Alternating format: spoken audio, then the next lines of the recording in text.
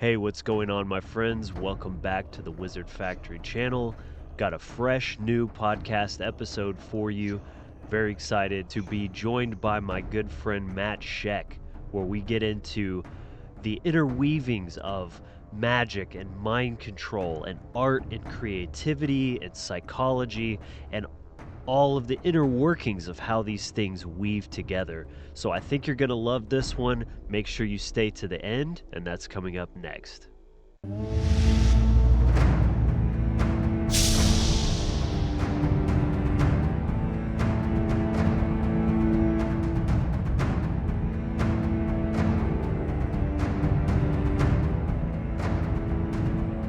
And welcome back in, everyone, to the next episode of the Wizard Factory podcast, where together we explore the universe through ourselves.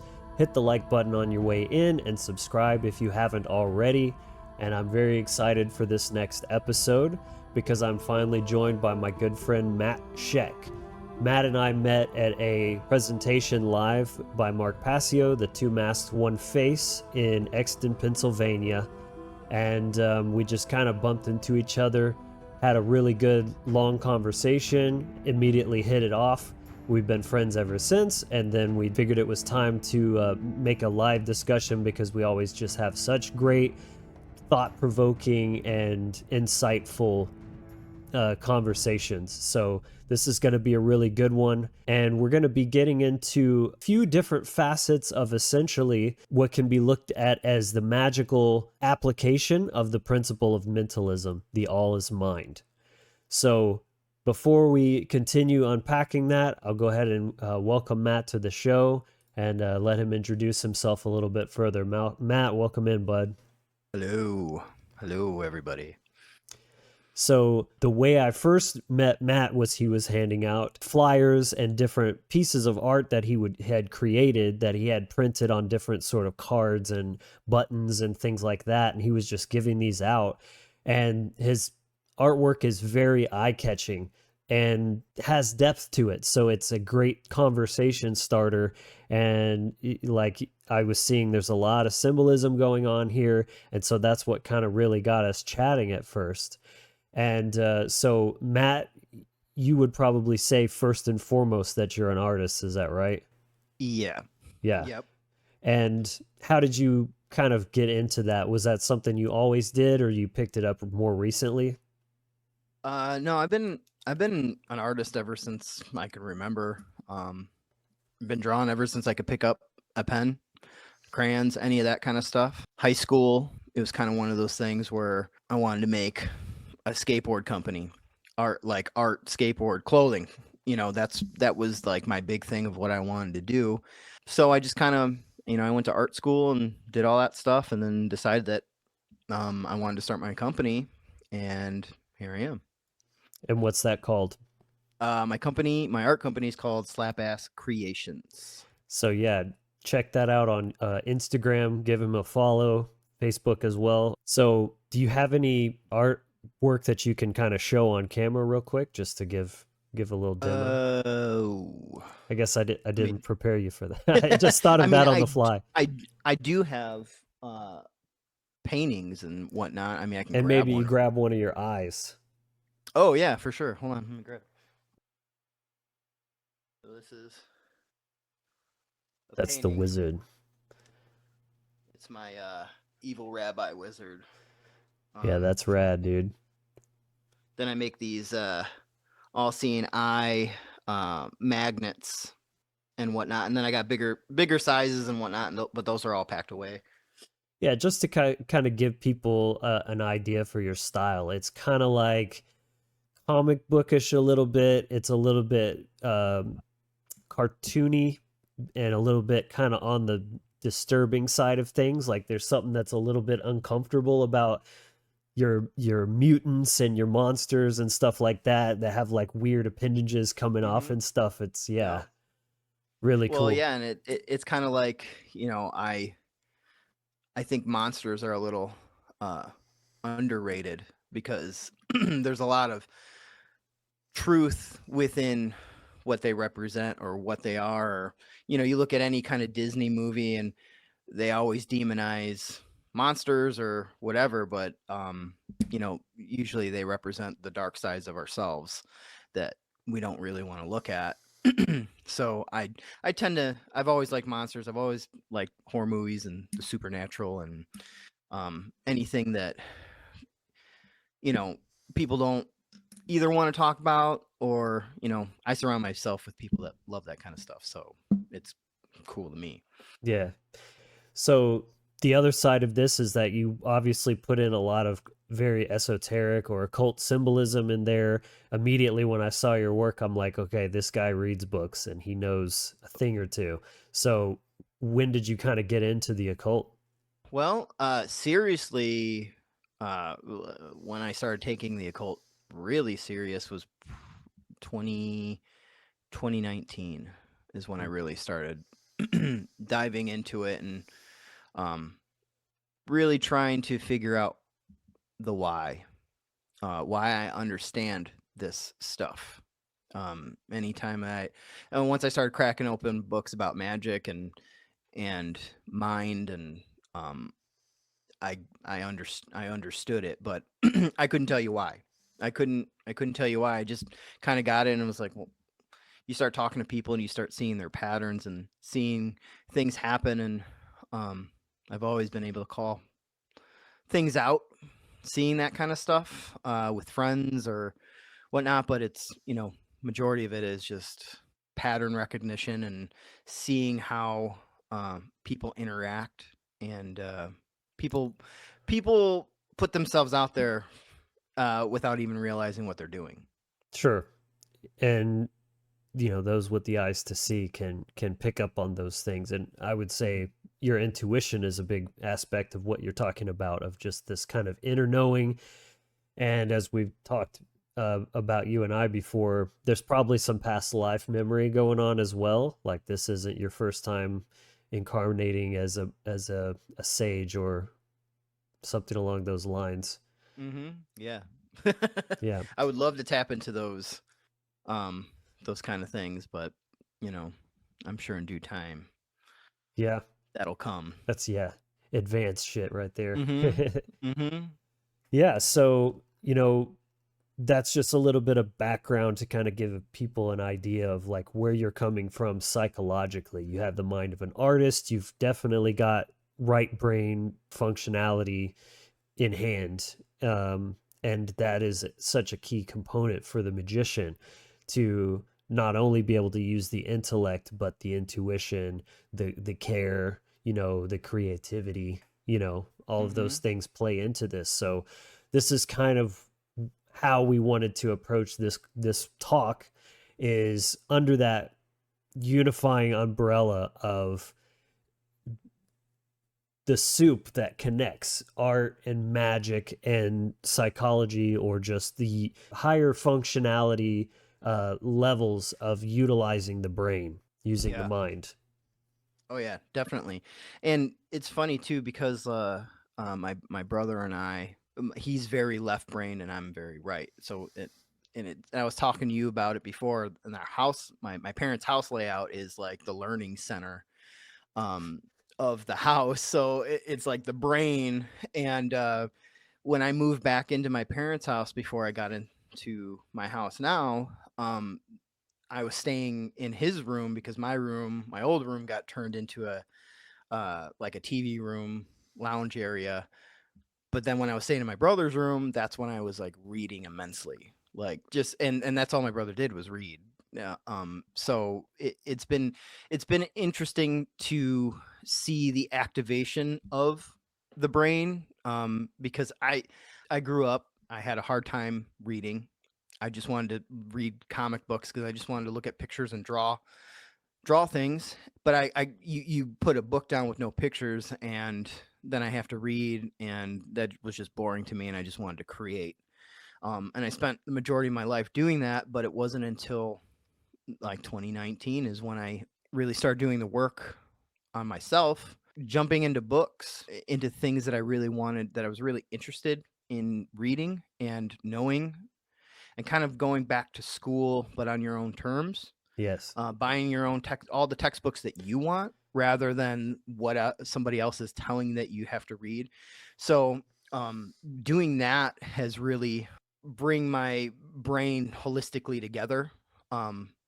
Learning to focus my mind intellectually, reading books and focusing and doing all that stuff. And from reading, especially about magic, reading about magic and all that stuff, realizing that like once you sit down and you want to read something that you want to do and you focus on that, then you can start applying that to just about everything, but you can put it all in there and you can use your brain holistically. But until you learn to do that and merge it together, it's tough, because I mean, our world is filled with distractions upon distractions, and they're all meant to keep you from going in here and figuring out and finding all the answers. Mm-hmm.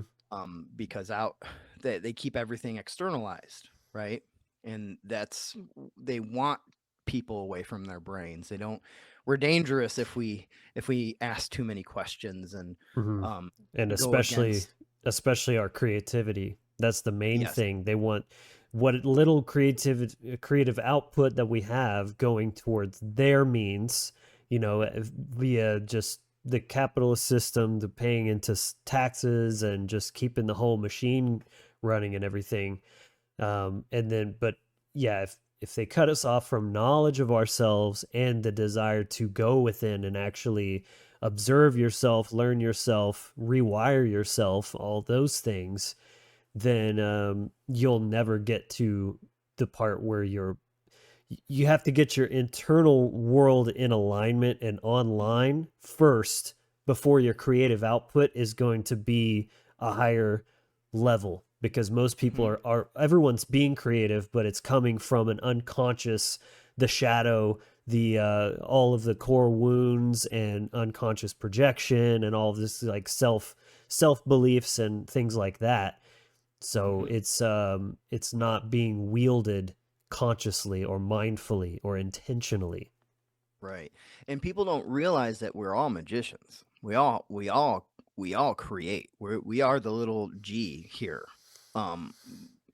And people don't realize that, because when I talk to people and they see my art, they're oh, I wish I could do this. I wish I could I wish I had this talent and stuff. And I was like, well, you can learn all of this stuff. It's just what are you telling yourself here? What kind of a box are you keeping yourself in? And what rules? Who gave you these rules? Who gave you these programs? You got to deprogram so you can relearn how to do something. But until you apply that care, absolutely.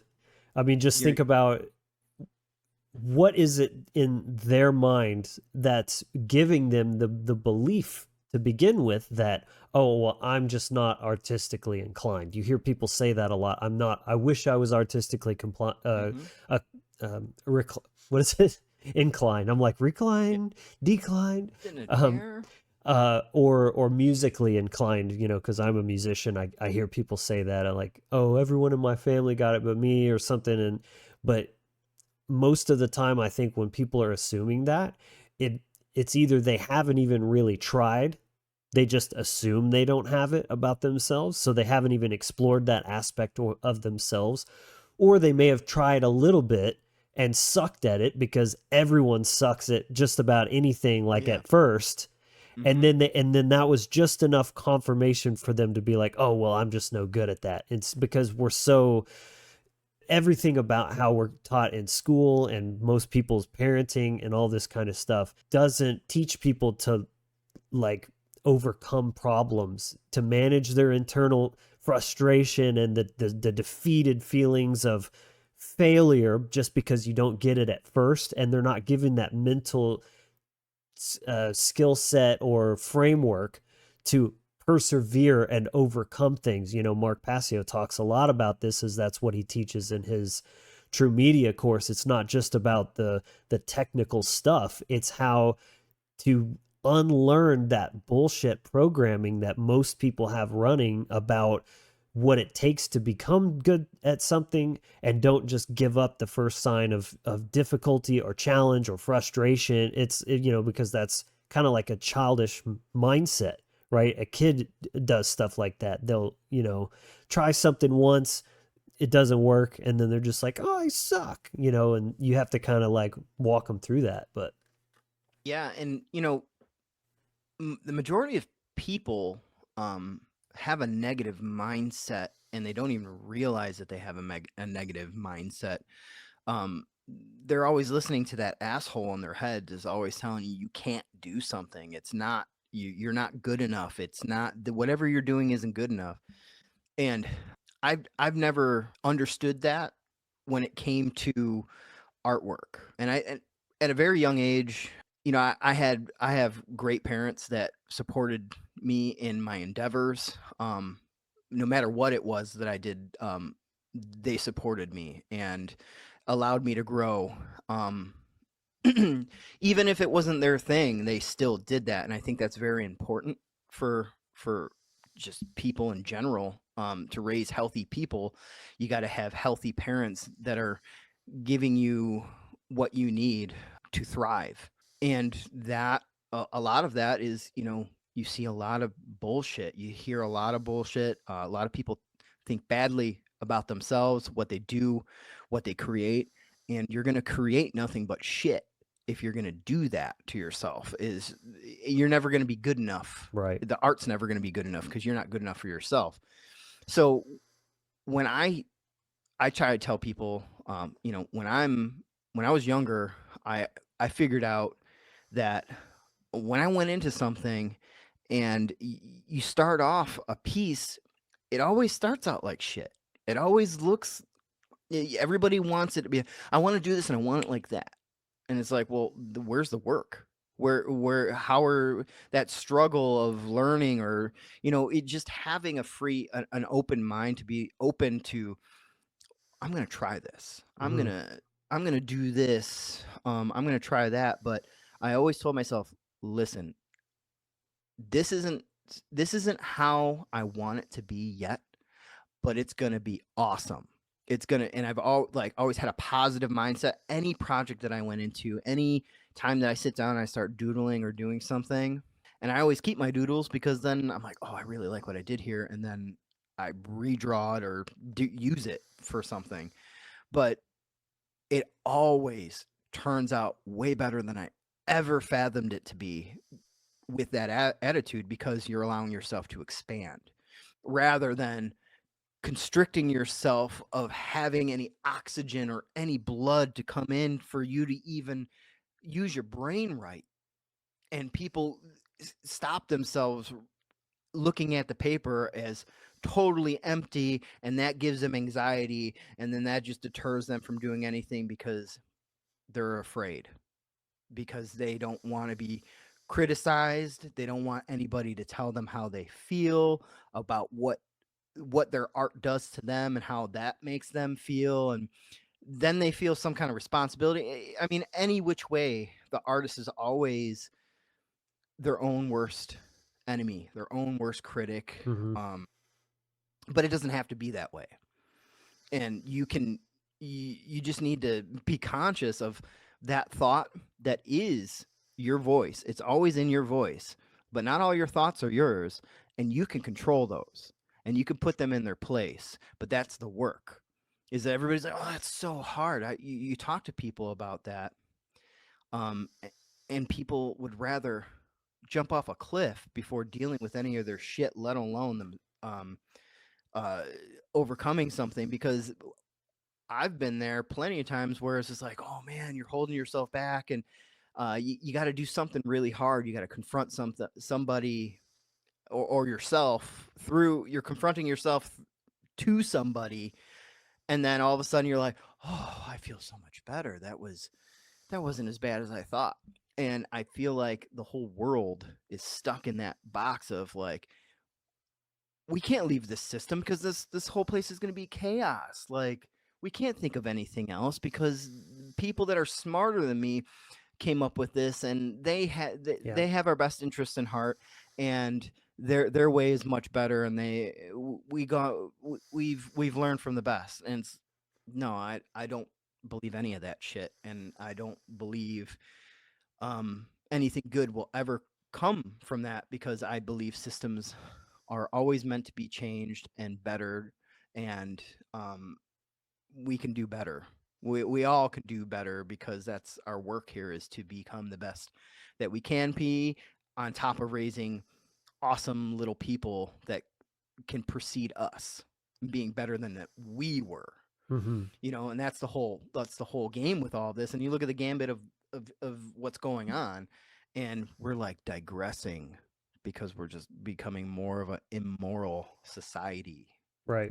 and that's just because it's materialism is getting more and more, scientism, believing this and that, and it's all that what we were talking about before, is that compartmentalizing, Mm-hmm. all of that kind of stuff, and breaking things down into the most small little thing, and then you not dealing with your stuff, it becomes harder to deal with. So why don't you just start doing the work now, so you can become out from underneath someone's foot, that is keeping you down. Yeah. Yeah. So I think it's safe to say some people will never accept that. Yep. They're just too locked into that tesseract of mind control, demoralization, everything like that. But it seems like your art and the conversations you have around it are often kind of just a warm, open invitation for people to first use their imagination by like passively experiencing art. That would be the first state of even allowing yourself to ponder what's there, not just like, oh, that's a cool picture. They're like, yeah, but what is it saying? What is that speaking to you, to your subconscious? And but then beyond that would be like, now you try something. Now you create an image in the physical world that began as, something in your mind's eye. So that, that's kind of what we're getting into here today, is the all is mind. And Yeah. that's where this magic is ultimately just the expression of the principle of mentalism at its most core level. And it's tied into psychology, of course, knowing your own self, how you work, and then the natural law side of things, creation, like we were talking about, accepting like this is the game you're playing. By doing anything, it's you, not necessarily versus the laws of nature, but you're kind of working against the force that is your ignorance applied through action, that's giving you a negative outcome or feeling like resistance. That's what you're pushing up against, is I've got to get smarter and wiser. What does that mean? You've got to know the laws that are in the way of you and your fucking outcome. Right. And utilize the correct ones as well, because for every law that's saying, well, what you're doing isn't working, but you've got to keep testing until you find the law that matches with the action that you took to bring you that outcome. But any of those outcomes are possible. You've just got to figure out the code, the cheat code to unlocking it. Oh yeah. Well, especially when it comes down to that first principle, right? And that first principle carries into all the other ones, right? So like it's all about the like, Exactly. all right, are your thoughts right? Because if you don't got right thoughts, you can't take right action, because those thoughts are giving you that feeling, and it's making you. And most people nowadays, they're all reacting. They're not taking a breath and before they speak. So people are just like triggered, and they don't even know what's going on. And right there's magic. There's black magic right there. Is they keep you in fear, they keep you reactionary, and keep you short-minded. Because if you had any kind of a mind, you would think about something and not like emotionally react to it, right? And prime example, remember I was telling you about my girlfriend, she thought our cat was dead, and she went to go check it out, and she had me come up there and look, and it was under the bed, but it was like sagging down, and she was touching it, it wasn't moving. So I went under there and I was like, all right. And as soon as I went under there, she started losing her shit. And then I was like, well, I'm not gonna react until I know that if this cat is dead, then okay, that we'll go from there. But as soon as I saw her start to lose it, I'm like, hold on. I go get my knife. I cut open the bottom part of the bed and plop down. Here's my cat, perfectly fine. And as soon as I looked at her and I was like, the cat is totally fine. She looked at me and it was just like white face, like you just shocked your mind. You shocked your total nervous system. And that was all done through the mind, right? And I remember looking at her, I'm like, this is a prime example of our minds are so powerful in our thoughts, and what we think causes all these feelings to come up. And if Right. people could learn to be just the observer of the mind, which is it's not as easy as it sounds, because first you got to learn how to, like, you can pick your thoughts, you can pick those things and put them in their place when they need to be, on top of thinking stuff and feeling things on purpose, just to be like, well, all you got to do is, like, most people, that's where depression comes from, is that they're hung up on these broken memories. They're hung up on these things, and they're plaguing their mind, Or right? they're hung up on a certain belief about the world or themselves or something that happened, how something went down in the past, or how something might end up. Yeah, and then that's where that worldview poisoning comes in, because it's like not only do you have the worldview poisoning of the media, but then you got the worldview poisoning of your own world, like of the way that you see the world, rather than the way the world really Actually is. Yeah. And we've been so disconnected from that. It's crazy. It's absolutely bonkers. Yeah. It's amazing. I'm just realizing how much freedom can come with simply being okay to say the words, I don't know. Because it's like you said about the cat. You're like, well, we don't know yet. I'm not going to allow myself to react until I actually know what's happening right now. And it's the same thing in many other situations, because people have this really innate fear or aversion, I guess, probably wounded ego stuff, where it has to have all the answers. It has to be right. It has to know everything, instead of just saying, I don't know. So that's why, you see like truthers a lot. They're proclaiming all sorts of things as just inarguably factual, 100%. This is the truth. And I'm like, well, I mean, that could be, but how do you know that?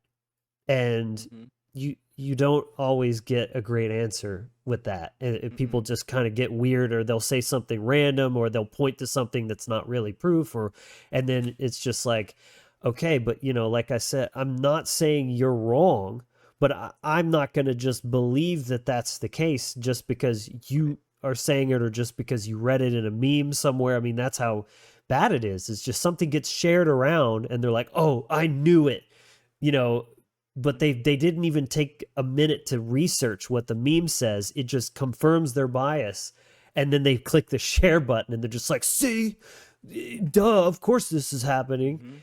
But it's like, better, you literally, like, just a random example, because this happened, there was this meme, or it wasn't a meme, but it was like an image with some text that and a picture of Clint Eastwood, and it said Clint Eastwood rejects Oscar due to like Hollywood corruption, and there's like a fake quote of him saying they're all a bunch of something, whatever. But that never happened. And it even says satire in the branding of the stamp of whoever originally made it and shared it. And I kept seeing it over and over getting shared by different people as like, wow, what a legend. See, there are still some good ones in Hollywood and stuff. And it's like, dude, that just, it didn't happen. A 10-second search would tell you that. Yeah. Well, I mean, and we're also talking about people that air out their dirty laundry on the social medias, and then Yeah. without even understanding if there's any truth to it, because I like to ask the question first when anything happens: is it true? Yeah. Is this true? Because This, we can find out if it is true if we really care about it.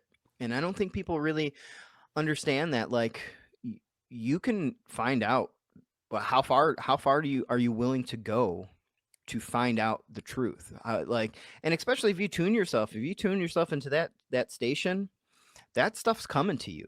No matter what, that's going to come right to you. You just got to be patient, and you got to be the observer, because you can, like I was saying, you can observe you having those thoughts and having those feelings, and still be the observer of what's going on within you, and being like, oh, okay, cool, I can step in and be like, oh, I see what's going on here. But most people don't have the emotional intelligence, let alone the intuition, just because they've been fed crap their whole life, literally and figuratively. yeah, informationally. And they believe shit, right? They believe that stuff, and then that brings up those emotions, and then all of a sudden you're like, oh, I believe it, and it becomes real.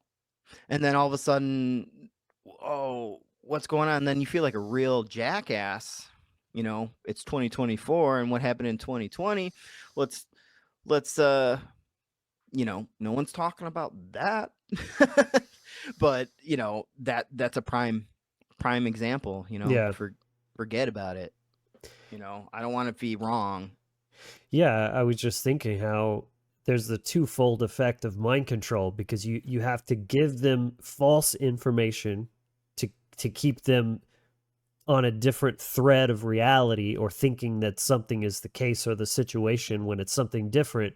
But then you have to teach them to not question things, so that they accept what you're telling them as truth, and they don't, because if they question it, you could tell them anything, but they'll start finding the holes and figuring out this is bullshit, or at least it's partially bullshit, because that's the better lie, is you take the truth but you put a twist on it.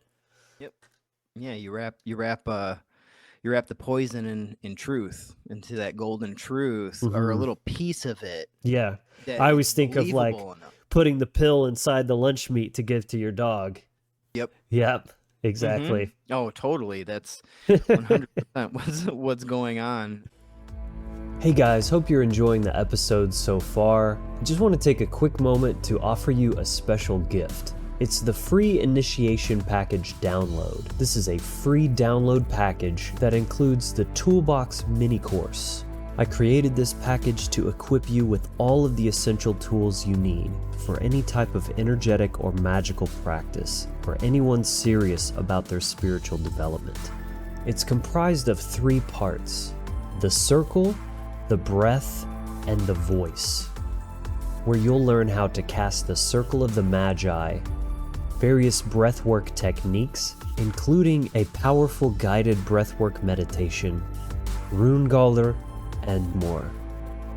You'll also get access to the Inner Sanctum, our private Facebook group and Discord server, as well as some Wizard Factory wallpapers for desktop and mobile, all for free. And for those who've already seen this course, I'm happy to announce that this is a brand new remake with better production and even more information. You can find the link to get yours in the description below. So check it out, and let's get back to the content. And I don't think people realize that, like, I think people nowadays are starting to figure, I feel like there's a lot of people out there that can see that there's something wrong. But the real question is are they going to take the action to figure out what is wrong, or are they just going to accept the world as, well, yeah, there's something wrong, but I'm just going to stay in my lane, because if I get off at this exit, I don't know how I'm going to ever get back on the freeway, not realizing that it's all running in a grid anyways. So yeah, you can get off anytime you want, but do you want it? Do you want to know some stuff? Are you and most people are afraid to let go of their religion, so to speak. And I don't mean like real religion, but like the religion of government and the system and how things really work and the The obfuscation. dogmatic Yeah, belief in anything, which people have plenty of correct. those, well Mm-hmm. beyond whatever their so-called spirituality is. Yeah. Mm-hmm. But that was an interesting point that you brought up too, about first they have to be willing to even accept that something is not as it seems, or I guess like acknowledge that there is in fact something very wrong with the world, because Mm-hmm. it's much easier to just pretend no, everything's fine. I mean, sure, the world's not perfect, but everybody out there, they're just doing the best they can with what they have, and zero acknowledgement of like a nefarious agenda or anything like that. But then the next step is, okay, you've at least acknowledged that there is a problem, that there is something wrong, but it's even a way further leap from that point to, can you accurately diagnose what it is that is wrong, and then an even further jump as to what is the correct solution for it. Yep. It's like this exponential curve of getting all the way there. And I mean, saying it that way it does kind of sound a little bit lofty, that I would I would assert that I am pretty close to having those in order. Like, I do Mm-hmm. actually understand the problem and the solution. What is the true solution, which is morality. But yeah, it's sad that most people aren't even past the first step, like even acknowledging the problem, let alone diagnosing it, and forget about actually knowing the correct solution to it. Mm-hmm. That Well, is a little discouraging. yeah, it's discouraging because people don't want to take responsibility for anything, any of their choices that they make in life. Well, they might take responsibility in the action that they might admit that they did something, but that becoming better means that you have to apply change, Yes. and become better. That is becoming better, is, and being correct is applying change and expanding, right? So That's I really, watch people all the time make yeah. bad choices and want to be, oh man, I wish I was better. I want to do this, but then they continue to do the same thing and expect different results, and they go crazy. Yeah. And we're witnessing crazy town right now. Yeah, for sure. And that was kind of shocking to me as you were saying that. I realized you were just describing the internal aspect of the same thing that I just explained, of like, Mm-hmm. we're talking about the world and acknowledging the world as it actually is, and then even understanding the laws that govern what is or what is manifested, and therefore how to reverse that. But then you take that to the internal aspect. First of all, am I the problem? Not is there a problem, but am I the problem? Because it's the internal, not to mention this is the pathway to true sovereignty and personal responsibility. Am I the problem? And then, what is the problem? And then, do I know the solution to that problem? And then, are you actually going to do something about it? Change Right. your behavior. Because how many people know the right thing? They just don't fucking do it. It's too hard. Oh, I'm too broke for all that, whatever the excuse is. But Well, and that's interesting. when you are applying change to that means you got to break habits. You got to break those curses. You got to, I tend to look at that as just like, well, you're doing something in this, you're in this circle that you can't get out of, but all it takes is you to change your thought so you can make a better choice to get out of that circle and make a more steady foundation, or a stronger circle to do all of that. And there is a science to all of this, to morality, right? There is a total silence. Manly P. Hall talks about it. And I believe it was one of his books on magic. I think it's called Magick.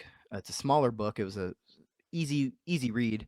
But he talks about this process in, you're being a moral person and making right, not causing harm and doing all that. We have this torus field, this egg shape around us, which is our energy, right? That's our EMF. That's we're electromagnetic beings here, and what determines how strong that is your morality and being a good person. The more fucked up choices that you make, the weaker and the more holes that you get into this auric field, Yes. which allows entities, other things to come in, because A, you're making bad choices, B, you're creating a void within yourself for these things to come in, Right. and boom, oh, we got possession, because it is a possession, because you're possessed to make these choices, you're doing these things, and Wow. it feels good. Absolutely. It feels good to do this, and it, and even Passio said in his last Broadcast, episode, when he did his last broadcast, and he was talking about how this place is dripping with Lilith energy. I couldn't agree more. I was like, yep, that is 100% what's going on with humanity. Definitely. And that's just a consciousness, right? That's the possession of people's actions of, you know what? I want to do what feels good, what looks good, what stimulates my dopamine, and I want to do this. But it's like, well, is it right? Yeah. Are you benefit? What is the benefit of you doing this? Is it a net positive? That's a big question, because people, they may get like a materialistic gain or status or something along those lines, but at what cost? You're degrading and atrophying and rotting away spiritually, like you said. And that auric field was an interesting point as well, because it's very much a correspondence thing of like the physical with the spiritual. If you make poor choices with your food and diet, yes, that's going to create a weakness in your physical immune system, which is leaving the door wide open for all sorts of diseases and cancer and like possession in a different sort of way. Yeah. It's interesting how you framed it with the possession thing, because it's like, even if it's not some external entity, they're possessed by their base desires, by their shadow, by their unconscious mind, and all of their just impulses and, those sort of things, because they're not in executive consciousness where they're having dominion over those things. It's inverted.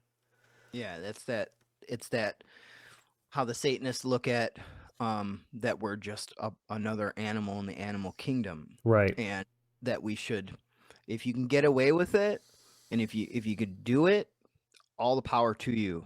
Awesome, you're doing it. But you're just putting yourself in your own hell. And I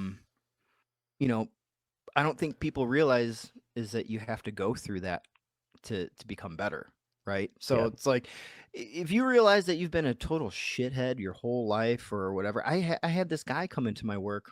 I told you about it. This guy came into work, and he had bad psoriasis, and he was on this drug that was deteriorating his bones. He was losing teeth and all this, and and then the guy just started breaking down, crying and being like, "It's because I was a truck driver my whole life, and I was an asshole.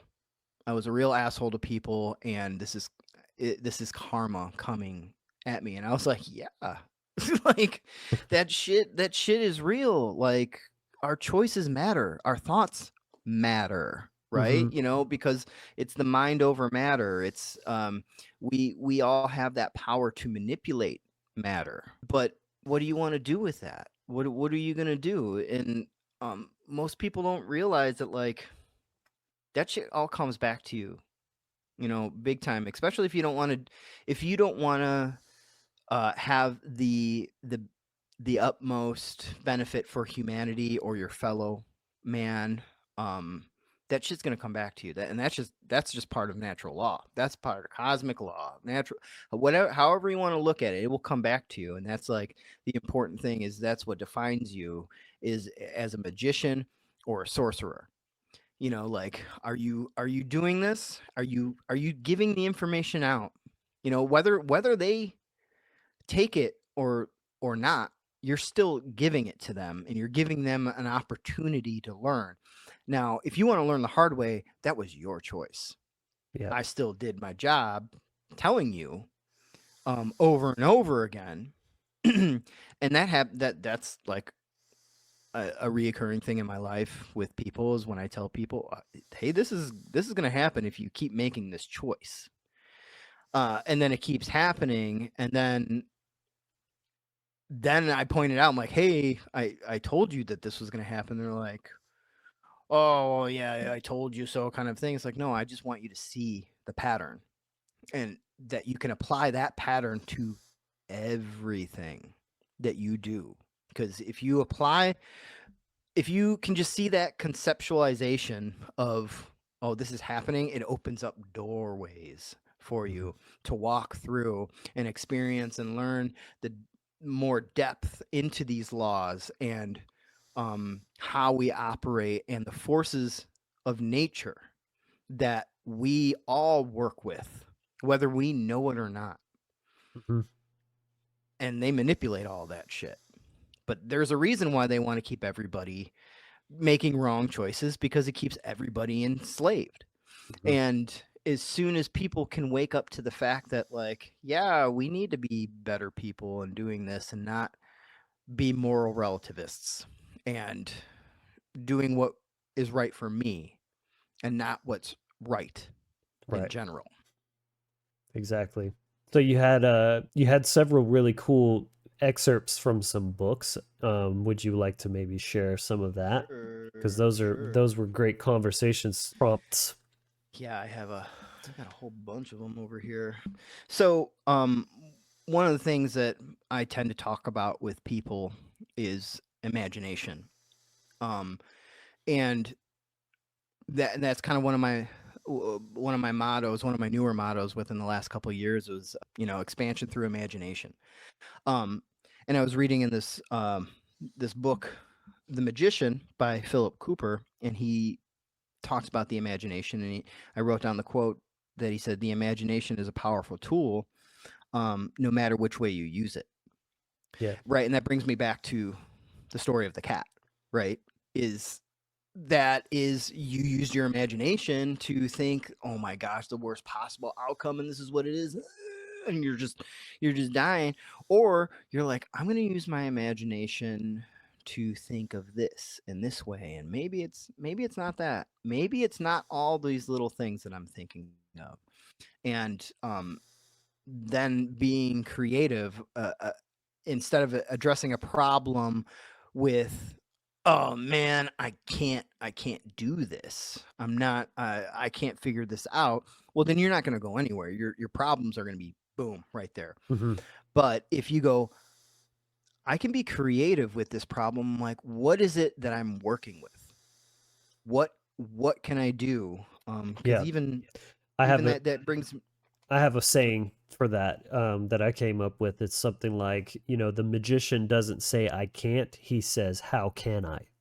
Right. It's all about how you respond to the problem or the blockage, like we were talking about earlier. It's something right now you haven't come to the conclusion. And so now you have to think about all the possible routes to get there, and then go with the one that you think is the best. And you're not always going to get it right. We're not perfect, but the more you can take aligned and conscious action, right? You're not just reacting from instinct, you're thinking it through.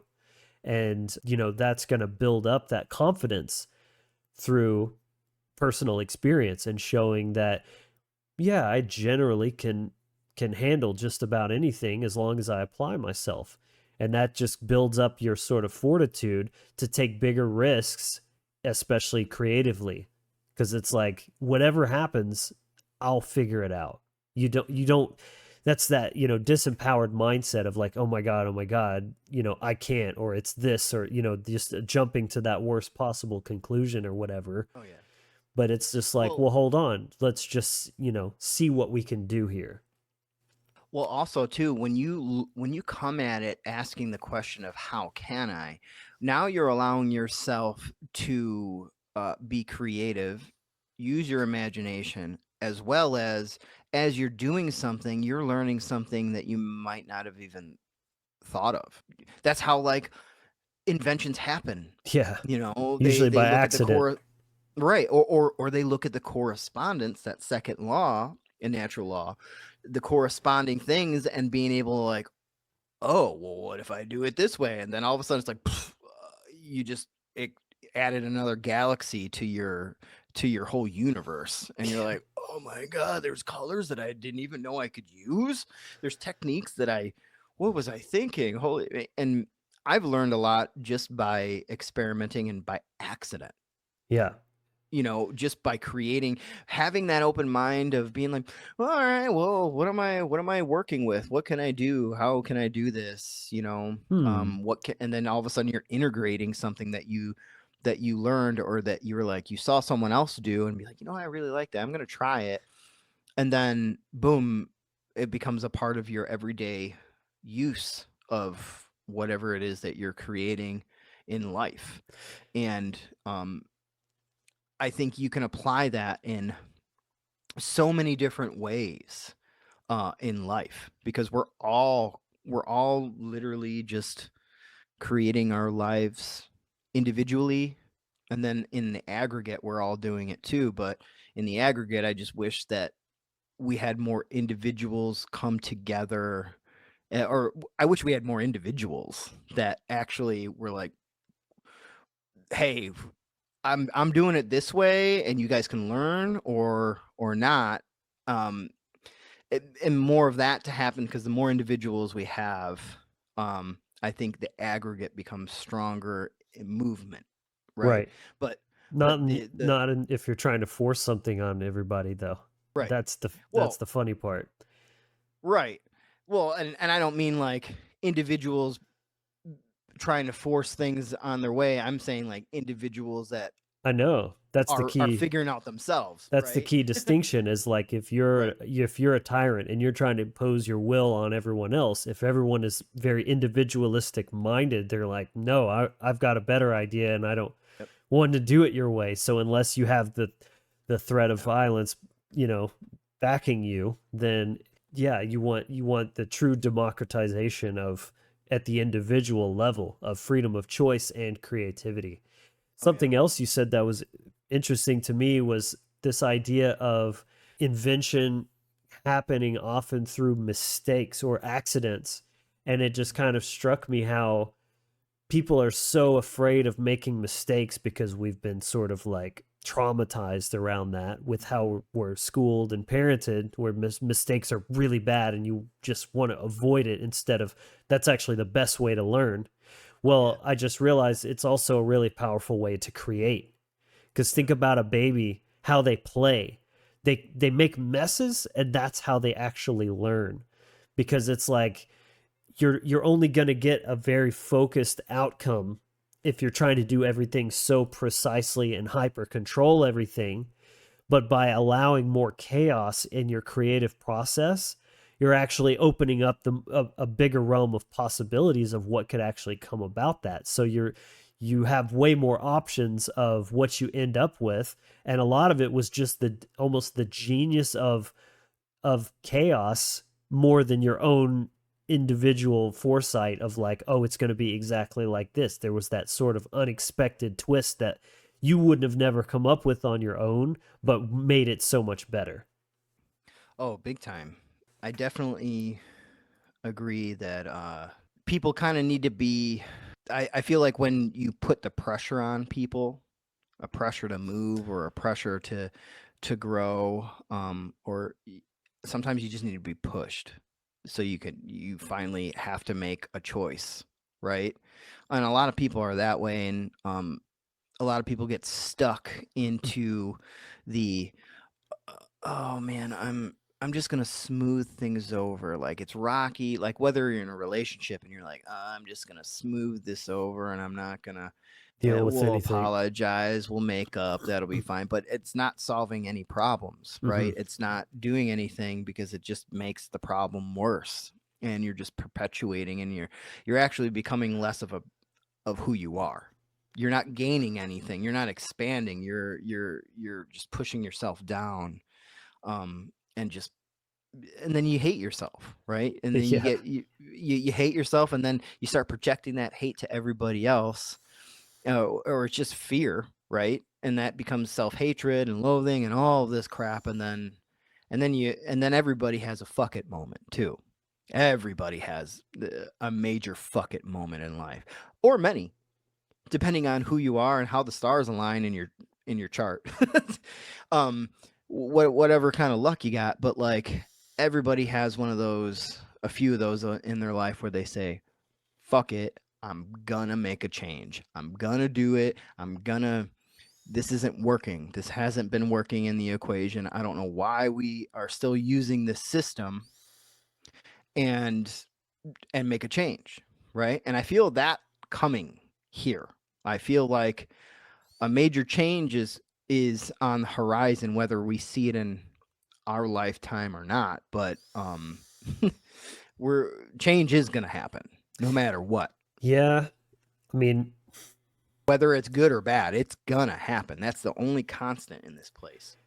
True. Well, I would say it is the constant. It's change.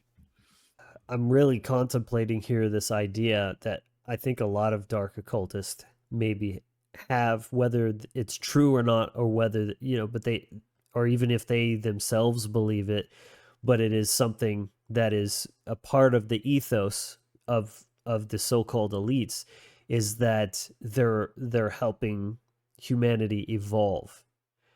I mean, it is an interesting thought experiment of like almost using the law of polarity by suppressing consciousness so much, like a gridlock, that it's going to create this springboard effect. It'll either break us and just totally plunge us into destruction, or it'll springboard us up as a counter polar force against that, of like forcing us into radical personal responsibility, transformation, and sovereignty, ultimately, as a pushback against this imposition. What do you think about that? It's funny too, because I read I got this book right now. It's all about egregores, right? Yeah. And they talk about in this book, and I'm trying to see where it was, because you started talking about this, and I'm like, oh, they talk about this, and they talk about the Rosenkrishnas, right? They talk about the invisible school, the invisible college, right? The meeting on the ethers, and coming together and doing all of this stuff. But what they do is they talk about in this book about how they make egregores in society, and pretty much a religion is a major egregore. Yeah. Right? Any kind of religion, any of the saints, any of the things that you worship and put your mental power to, Santa Claus. Up. Yes, Santa Claus. It builds up into moving into a life of its own, right? It's an energetic entity, etheric it's powered entity by our beliefs, right? So they were talking about this. I'm just trying to find it. But yeah, they pretty much talk about this in the whole thing, and how that, these dark occultists, they are the ones of breaking down old egregores and making new ones up as society changes, and how they want society to go. And it's, I don't know, man. It's like, I don't know anybody personally that is a crazy dark occultist, right? I've run into my fair share of Satanists and all sorts of stuff, just being in the convention world alone. But anybody, it makes total sense of what's going on, because it's like you watch all these people be spellbound and enchanted over just whatever is being pumped out on the medias, on anything, and that they're just reacting and doing all the, and they have everybody's minds. They 100% have them. Hmm. And that's the scary part, and I really, growing up, I knew there was that in the back of my head is like, well, yeah, there is somebody controlling this, or a group of people doing this, but I just didn't give a shit, right? Because I was like, I'm not playing that game, and I'm just gonna do my own thing and stuff. But until I actually woke up and wanted to figure out why, then you realize that it's incredibly intricate, and it's everybody, and it's not just like Passio was talking about, one group. And if you think it's just one group, you are sadly mistaken. Yeah. And all these groups fight amongst each other, right? So it's just wild, because we are witnessing the breaking down of egregores, and new ones coming up, and new ones being put into place. Because I mean, look at all the mantras and propaganda just in 2020 alone. Stay home, stay safe. Hmm. A new normal. Follow the Be safe. science. Yeah, stay safe, follow the science, get your shot, and then they push the whole, let's look at the card, let's check out this, check out that, and people were jumping on that shit like crazy, and it blew my mind. The trend is real. The trend is so real, and especially with like all these little apps that come out, like the AI apps of, I see people post it, it's like, oh, I jumped on the bandwagon. I did this. I gave AI my information, and they recreated, and it's so cool. And it's like, well, no, you just gave them your information so they can figure, just in every which way, like from your face to your pictures to you gave them access to all of that stuff. For them, that's just free information. That's like free. We're giving them our playbooks of our minds without even knowing, the majority of the population not even knowing what their minds are, and Right. who they are, and how they work, and why they do the things that they do, and what's going on, and realizing that you've been programmed your whole life, and not knowing that, like, not all your thoughts are even your own. Like, your ideas might not even be your own. The influence it. I mean, they do it so subtly through everything. And it was just like what Passio was talking about with the Satanic Bible and the Satanic Witch. And he's totally right about those being playbooks on top of Michael Aquino's books. His books, I mean, I've sent you plenty of pages of that book that I'm reading about Mind War, and how that is all just, they know us so well that they can forecast anything that they want. They can move large masses of people any which way that they want, so subtly people don't even know it's being done. And then they go, well, they wouldn't do that. It's like, well, no, they would do that. And they're counting on you to say that. Yeah, exactly. So they're exploiting your naivete and projecting your own so-called goodness onto the very worst people in the world. Oh yeah. Yeah.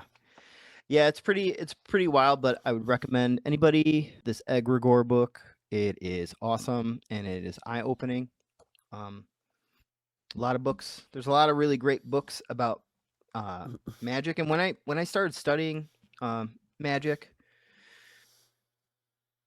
I didn't realize how much it would be about mind. Yeah. And consciousness. Yes.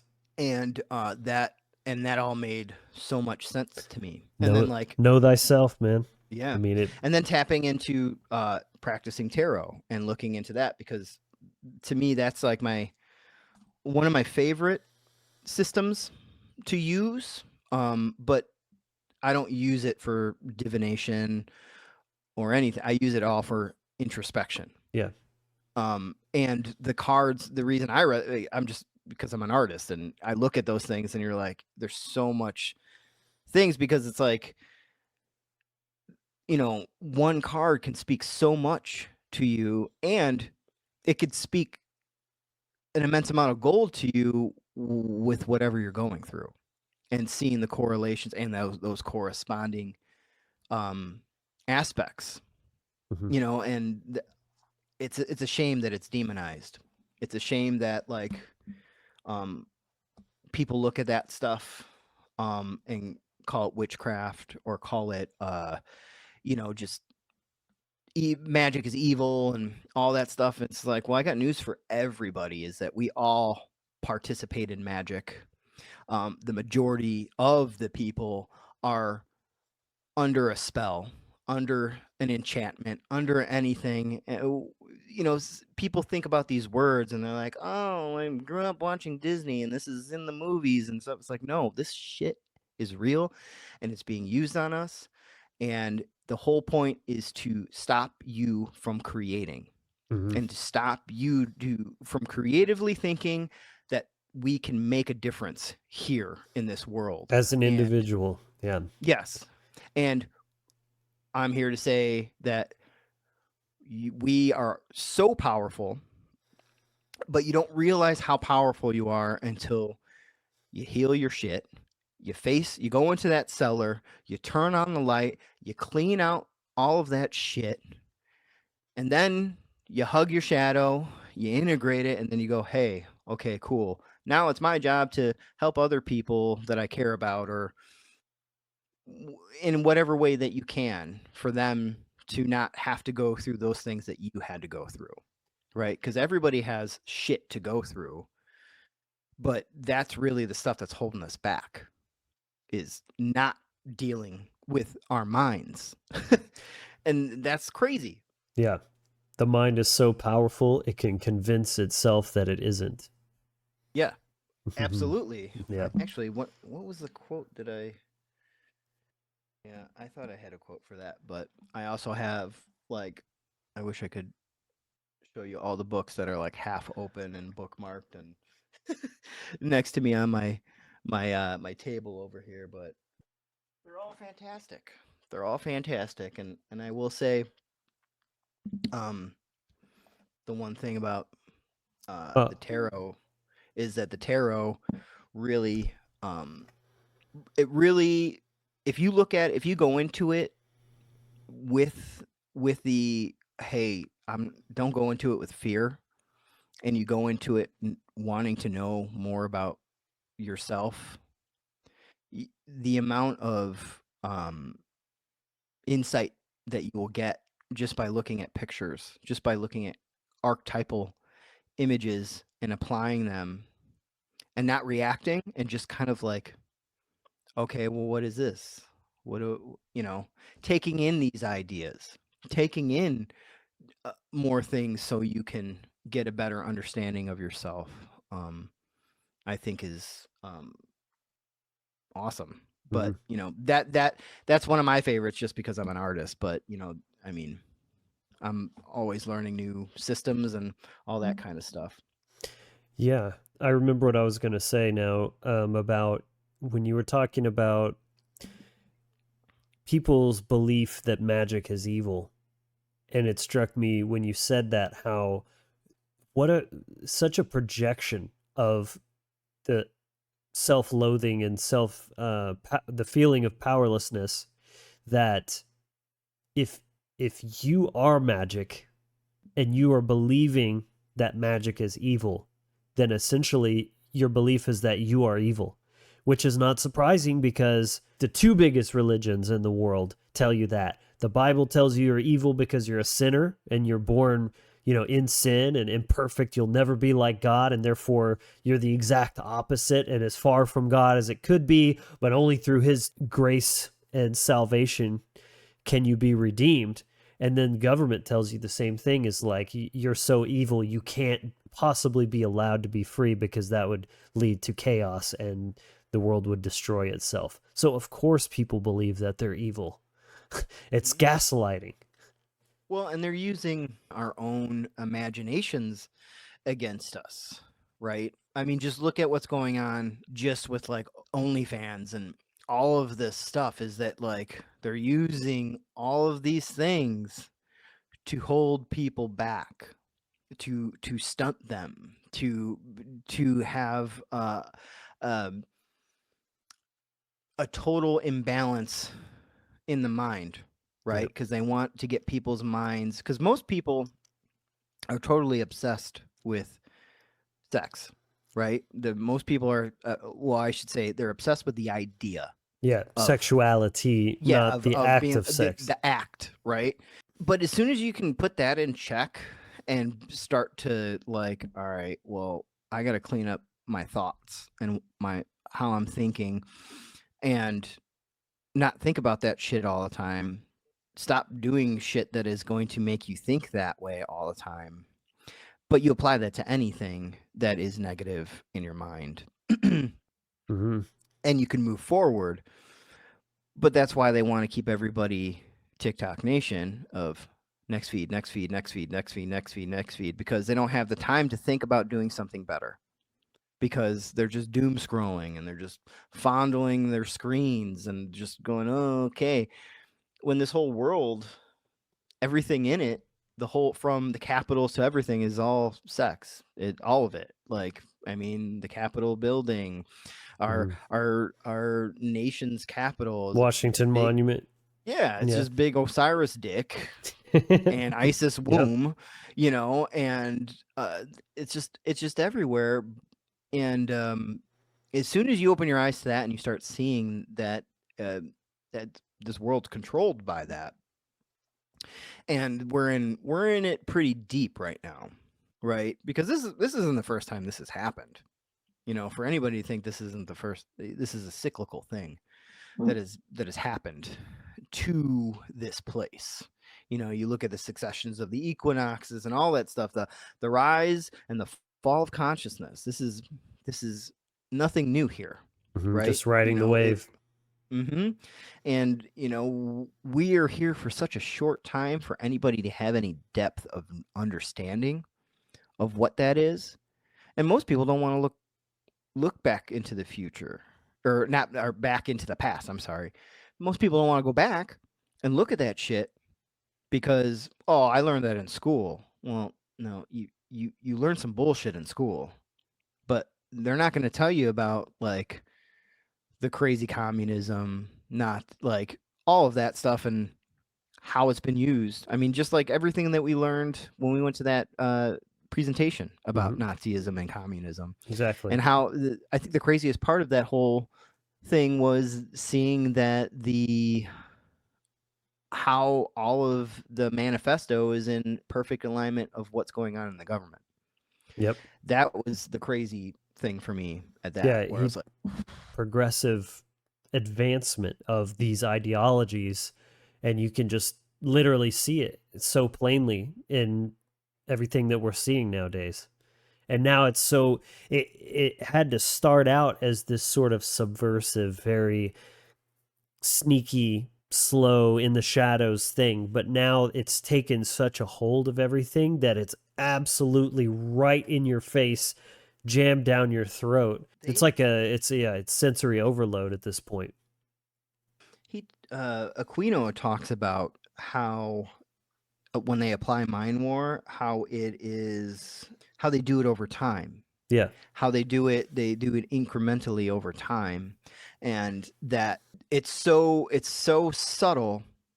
You don't know. It's like we become old and we're like, what the hell happened? What was going on? No one was fully conscious through what was going on, because the people that were conscious and that were warning and shouting with air horns and being like, hey, wake up, these guys are doing this. Those are the people that are deemed crazy. It's like, you don't know what you're talking about. This is bullshit. It's like, well, no, actually, these are dark occultists using black magic against you. And now we're dealing with dark occultists using new technology against us to create such a mind war. It's ridiculous. It's all an information war right now. And people, if you don't think You know, everybody's like, oh, World War III, it's coming. We've been in World War III for about 4 to 5 years. Like 4 good years, heavy informational of the mind. And they're taking us down from within, individually and aggregately. Like they're doing it so subtly. And so like, oh, well, the government will take care of that. Well, if anybody watches the news or watches any of this shit, you pay attention to the government, you pay attention to these hearings, you do they're not actually fucking doing anything but like talking and being like, oh, blah, blah, blah, blah, blah, blah, the banter back and forth. And you're like, when are they going to make some arrests? When are they going to do that? Because last time I checked, I don't pay my taxes. You guys come right the fuck after me. So what about these people? Like, oh wait, yeah, you're sending our money over to all these different things that we didn't want. We didn't have a say in that. But but if you don't vote, you don't have a voice. Yeah, there's a technique. I was trying to remember what the name of it was or is, but it's a mind control or sort of like an NLP kind of a thing where you can encroach someone's boundaries. The best way to open that up and get further along, if you have an agenda that's not in the best interest of someone, well, I guess technically, even if it is in the best interest of, but if you're trying to get your way about something that's pushing up against their own boundaries and comfortability levels, you can get a lot further if you're the one that advances it a little bit, but then backs it off and then goes further with it the next time and then backs off again and then goes further than if you get them to tell you no. And you have to basically retreat completely. Does that make sense?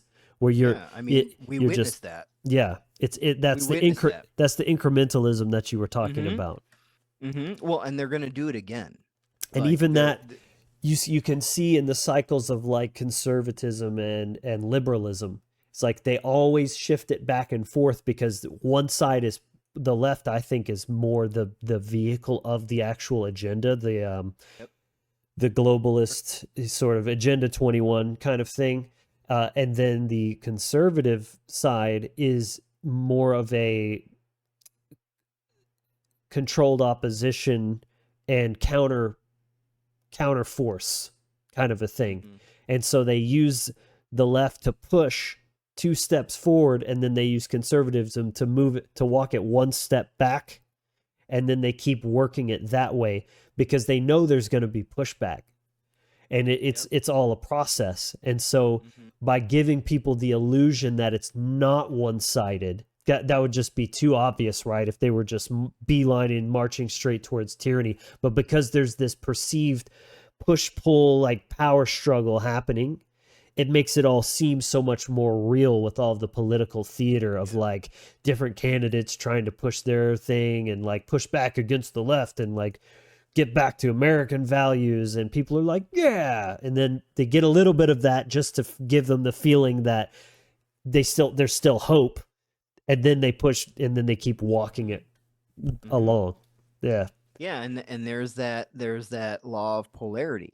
Yes. Right there. Exactly. And it's working swimmingly, I would say, in all of this, because, wouldn't it be just the whole idea, you're like, hey, if government actually did work, how come it's not working like a well-oiled machine and using both sides of the brain holistically, right? Because the right, the left, internal confusion, externally projected.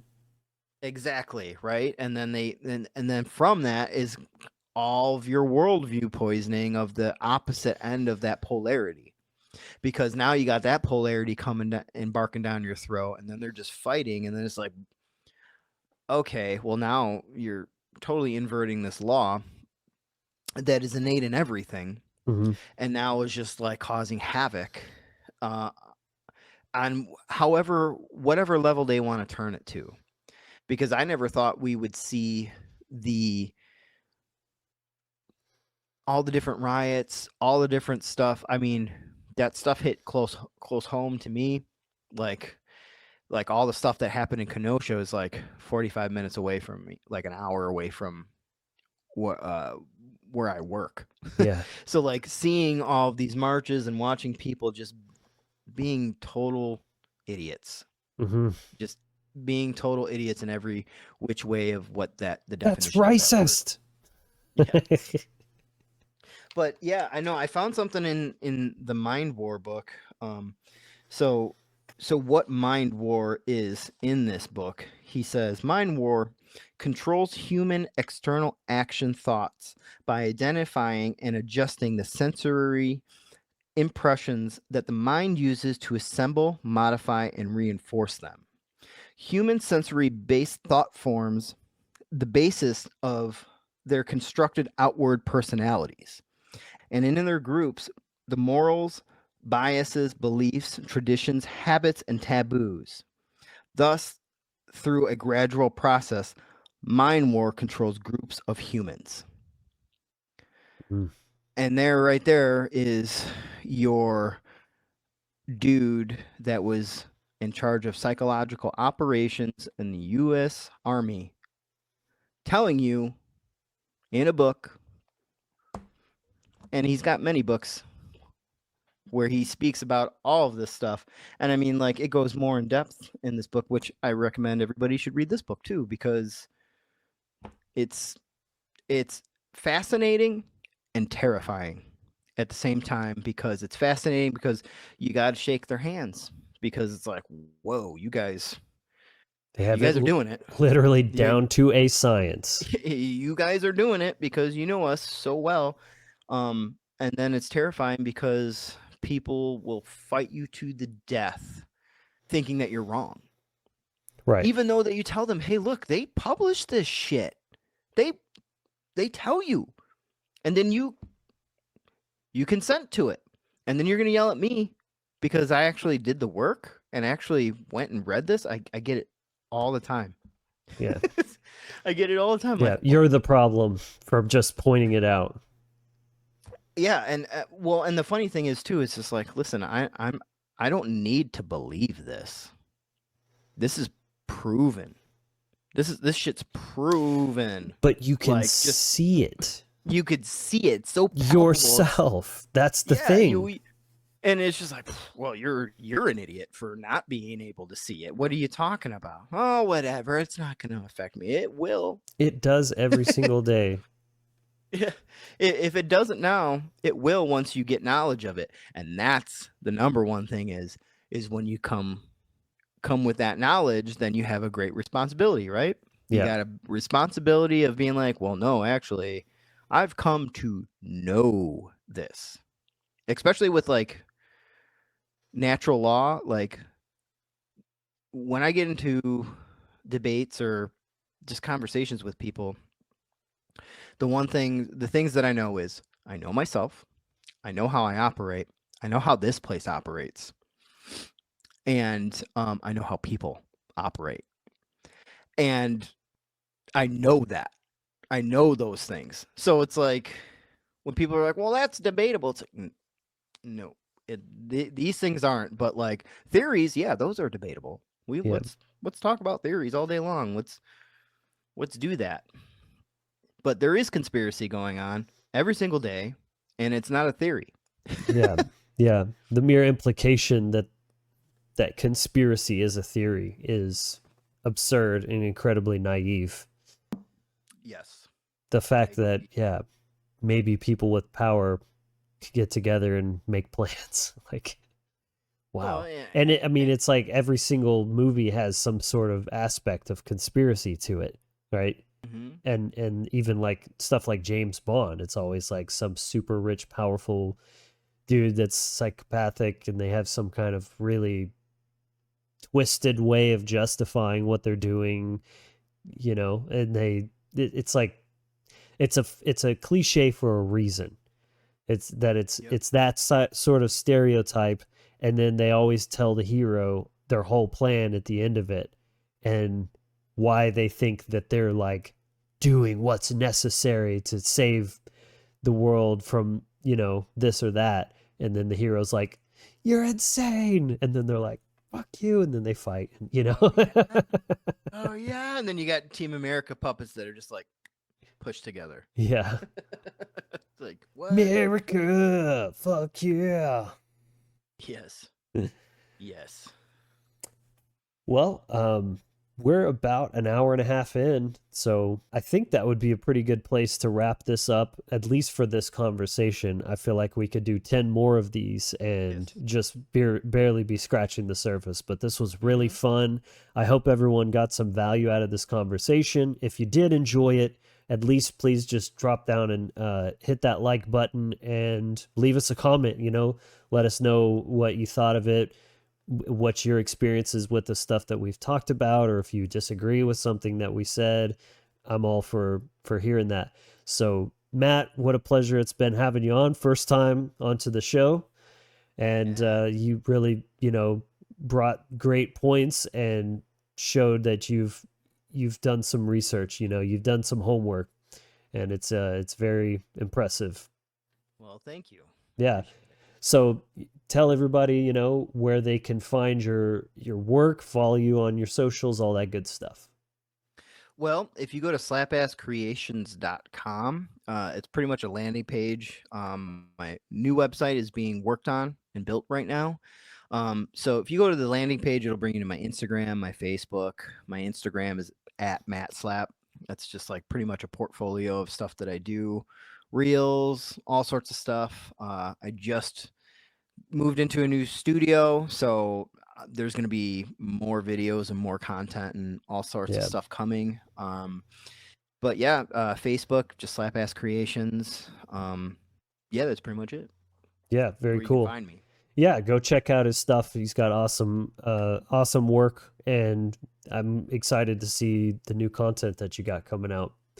But yeah, just to let everyone know, because I know I haven't been posting as much recently. I've been a little bit slow. I promise there's a good reason for that you'll find out very soon, of a project that I've been working on for quite a while, directly for you guys. So I'm excited about that. But if you haven't yet, go join the new Telegram channel, because I think it's a great platform to get direct information and not leave it up to the algorithms. You know, you can see all the new posts, and there's the channel for the Inner Sanctum as well. So if you haven't signed up for the initiation package and the toolbox, and that gives you access to the Inner Sanctum, both on the Facebook group and now the Telegram group as well. So there's a thread in there for memes and you know, testimonials or different stuff like that. You can connect with me or other people in the community. So let's keep building that community here,